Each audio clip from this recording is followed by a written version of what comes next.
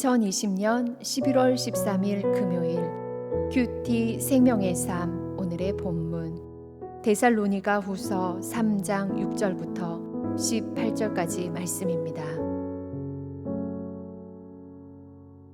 형제들아, 우리 주 예수 그리스도의 이름으로 너희를 명하노니 게으르게 행하고 우리에게서 받은 전통대로 행하지 아니하는 모든 형제에게서 떠나라. 어떻게 우리를 본받아야 할지를 너희가 스스로 아나니 우리가 너희 가운데서 무질서하게 행하지 아니하며 누구에게서든지 음식을 값없이 먹지 않고 오직 수고하고 애써 주야로 일함은 너희 아무에게도 폐를 끼치지 아니하려 함이니 우리에게 권리가 없는 것이 아니요 오직 스스로 너희에게 본을 보여 우리를 본받게 하려 함이니라. 우리가 너희와 함께 있을 때에도 너희에게 명하기를 누구든지 일하기 싫어하거든 먹지도 말게 하라 하였더니 우리가 들은즉 너희 가운데 게으르게 행하여 도무지 일하지 아니하고 이를 만들기만 하는 자들이 있다 하니 이런 자들에게 우리가 명하고 주 예수 그리스도 안에서 권하기를 조용히 일하여 자기 양식을 먹으라 하노라. 형제들아, 너희는 선을 행하다가 낙심하지 말라. 누가 이 편지에 한 우리 말을 순종하지 아니하거든 그 사람을 지목하여 사귀지 말고 그로 하여금 부끄럽게 하라. 그러나 원수와 같이 생각하지 말고 형제같이 권면하라. 평강의 주께서 친히 때마다 일마다 너희에게 평강을 주시고 주께서 너희 모든 사람과 함께 하시기를 원하노라. 나 바울은 친필로 문안하노니 이는 편지마다 표시로서 이렇게 쓰노라. 우리 주 예수 그리스도의 은혜가 너희 무리에게 있을지어다. 아멘.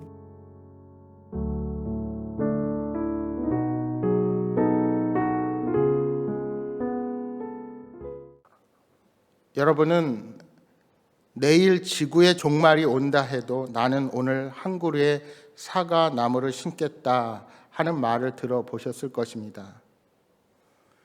사실 많은 사람들이 이 말을 17세기의 철학자인 스피노자가 한 말로 알고 있습니다.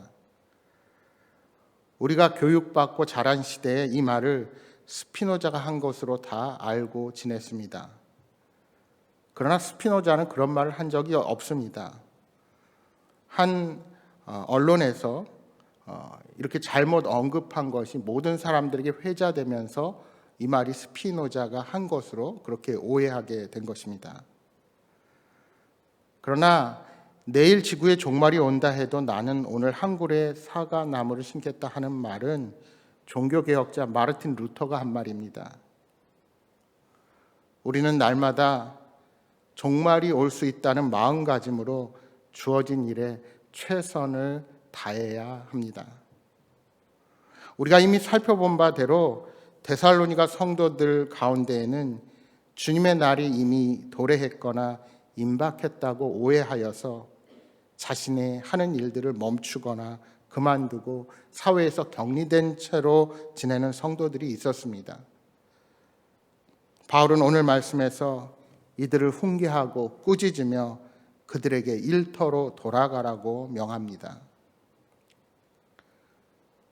사실 바울은 기도에 관한 이야기를 하다가 갑자기 노동에 관한 이야기를 꺼냅니다. 기도와 예배, 말씀, 믿음 등의 영적인 주제로 이 서신을 마무리할 수 있을 것 같은데 마지막 부분을 노동을 언급하는 것입니다. 왜 이런 언급을 하고 있을까요?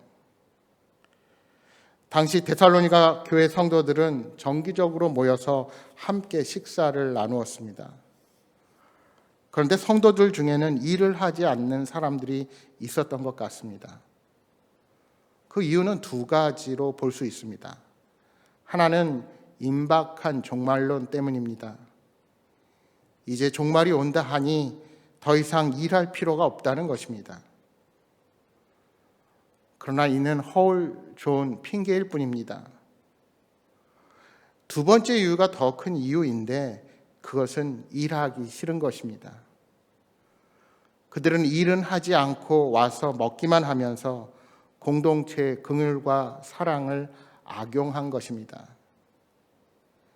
6절에 바울은 이렇게 말합니다. 형제들아 우리 주 예수 그리스도의 이름으로 너희를 명하노니 게으르게 행하고 우리에게서 받은 전통대로 행하지 아니하는 모든 형제에게서 떠나라. 사도 바울은 일하지 않고 먹기만 하는 게으른 자들에게서 떠나라고 단호하게 말하는 것입니다. 게으르게 행하는 형제나 자매를 멀리하라고 명하는 겁니다. 그러나 이는 영원한 분리를 말하는 것은 아닙니다. 그들이 깨닫고 뉘우치게 하기 위한 일시적인 분리입니다. 여러분, 예배하다에 해당하는 히브리어 동사 아바드는 그 뜻의 경작하다, 노동하다라는 복합적인 의미를 가지고 있습니다. 그러니까 경작하는 것, 노동하는 것이 예배 드리는 것이 됩니다. 말하자면 땀 흘려 수고하고 하나님의 영광을 위하여 일하는 것이 곧 예배인 것입니다. 그것이 우리를 창조하신 창조주의 뜻이기 때문입니다. 로마서 12장 1절에 말씀합니다. 그러므로 형제들아 내가 하나님의 모든 자비하심으로 너희를 권하노니 너희 몸을 하나님이 기뻐하시는 거룩한 산 제물로 드리라. 이는 너희가 드릴 영적 예배니라. 오늘 우리가 하는 모든 일은 영적인 것과 결코 별개가 아닙니다. 예배를 잘 드리는 성도는 세상에서 맡겨진 모든 일에 최선을 다하는 일꾼이 되어야 합니다. 그러니까 영적으로 질서가 잘 잡힌 성도는 일상의 삶에 있어서도 질서를 잘 세우는 사람인 것입니다. 여러분, 세상에서 구별된 삶을 살라고 하는 것은 현실을 떠나거나 회피하라는 말이 결코 아닙니다. 성도는 오히려 수고하고 노력하여 삶의 선한 열매를 누구보다도 열심히 거두어야 합니다. 직장에서 맡은 일, 학교에서 공부하는 일, 가정에서 내가 맡은 역할을 감당하는 것, 그 누구보다 부끄럽지 않게 감당해야 합니다. 그런데 교회에 맡은 일을 핑계로 각자가 맡은 역할을 소홀히 하면 그것은 결코 하나님께서 진정 기뻐하시는 일이 아닙니다. 그런데 안타깝게도 성도들 중에는 예배와 기도, 성경을 보는 일은 거룩한 일이고 직장에서 하는 일은 속된 일이라고 잘못 인식하는 분들이 계십니다. 그러나 하나님께서 우리에게 맡기신 일은 그것이 무엇이든지 다 거룩한 일입니다. 그러므로 우리는 어떤 일을 하느냐보다 어떤 태도로 내게 주어진 일을 감당하느냐 하는 것이 더 중요합니다. 어떤 일이든지 게으름과 나태함의 태도로 하는 것이 아니라 그 무슨 일이든지 주께 하듯이 최선을 다해서 전념하는 것이 세상에서 구별된 성도의 모습이라는 사실을 우리는 결코 잊어서는 안 됩니다. 특별히 선행은 구원받은 성도들의 삶에 나타나는 중요한 특징이었습니다.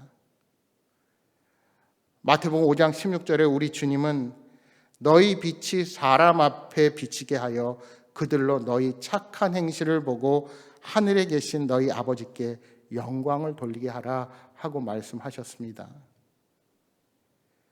제자들이 선한 행실을 보일 때 하나님이 영광을 받으신다는 것입니다. 따라서 데살로니가 교회에서도 선한 일에 힘쓰는 성도들이 분명 있었을 것입니다. 그들은 이웃에 대한 사랑의 수고를 아끼지 않았습니다. 그런데 그들 중에 선한 일을 하다가 낙심하고 포기하는 사람들이 생겨났습니다. 여러분, 왜 봉사하다가 낙심합니까? 가장 큰 이유는 수고로 인한 피로가 누적되기 때문일 것입니다. 그러나 그 원인을 잘 따져보면 가장 큰 문제는 영적인 공급 없이 봉사만 하는 것입니다. 선한 일을 힘써도 하나님과의 교제함이 없이 봉사에만 매달리면 영적인 고갈을 가져오게 되고, 그러고 나면 힘을 쓸 수가 없게 됩니다. 또한 그렇게 영적인 고갈이 일어나면 내가 하는 일을 다른 사람과 비교하게 되고 정죄가 일어나면서 순수하게 시작했던 섬김의 마음은 사라지고 서운한 마음, 사람에 대한 상처를 스스로 받게 되는 것입니다. 거기다가 누군가가 선한 일을 행하는 현장에서 상처를 주는 말을 하고 회방을 놓게 된다면 결국은 시험에 빠지게 되는 것입니다. 따라서 우리는 어떤 일을 행하기 전에 먼저 우리의 믿음을 점검해야 합니다. 눈에 보이는 누구에게 칭찬을 듣고 누구에게 인정을 받으려는 마음을 내려놓고 오직 하나님을 기쁘시게 하는 것에 우리들의 초점을 맞추어야 합니다. 그래서 바울은 주께서 데살로니가 성도들에게 때마다 일마다 평강을 주실 것을 선언하는 것입니다. 이 평강은 어떤 노력이나 행위의 결과로 얻는 것이 아닙니다. 바울이 말하는 평강은 예수 그리스도와 연합함으로 누리는 완전한 상태를 뜻합니다. 여러분, 인간은 본래 창조 때에는 하나님과의 평강의 상태에 있었습니다. 그러나 범죄함으로 에덴 동산에서 쫓겨난 뒤에 평강이 깨진 상태로 살게 되었습니다. 하나님과 멀어짐으로 두려움 가운데 살아가야 했습니다. 바로 이러한 관계를 회복시키신 분이 우리 예수님이십니다. 십자가 위에서 우리의 대속물이 되셨기에 우리는 하나님과의 화목한 관계를 회복하게 된 것입니다. 따라서 이 평강은 세상이 우리에게서 결코 빼앗을 수 없는 것입니다. 이 평강 가운데 우리는 환난이나 고통 중에도 흔들리지 않고 능히 이길 능력을 소유하게 되는 것입니다. 사랑하는 여러분, 일상을 버리고 기도와 말씀에만 전념한다고 평강이 임하지 않습니다. 내가 무엇을 하든지 어디에 있든지 맡겨진 자리에서 주님과 동행하면 우리의 삶에 진정한 평강이 임하게 될 것입니다. 오늘 하루도 이 평강 가운데 주어진 삶의 자리에서 주님과 함께하는 기쁨이 넘치시기를 주님의 이름으로 축복합니다. 오늘 주신 말씀 함께 생각하면서 이 시간 기도하겠습니다. 주님, 우리의 삶에 성실하지 못한 부분을 돌아보게 하시고 주님이 주신 자리에서 맡은 모든 일로 하나님께 영광 돌리게 하여 주옵소서. 선한 일에 낙심하지 말게 하시고 주님을 신뢰하며 인내로서 모든 어려움을 극복하게 하여 주옵소서. 내가 맡은 일을 사람에게 자랑하고 드러내려고 하지 말고 비교하지 아니하고 오직 주님께서 기뻐하신다면 그것으로 만족하며 하늘의 상급을 바라보고 섬기는 자가 되게 하여 주옵소서 하고 기도하시기 바랍니다. 또한 여러분 가져오신 간절한 기도의 제목 놓고 기도하시다가 돌아가시기 바랍니다. 함께 기도하겠습니다.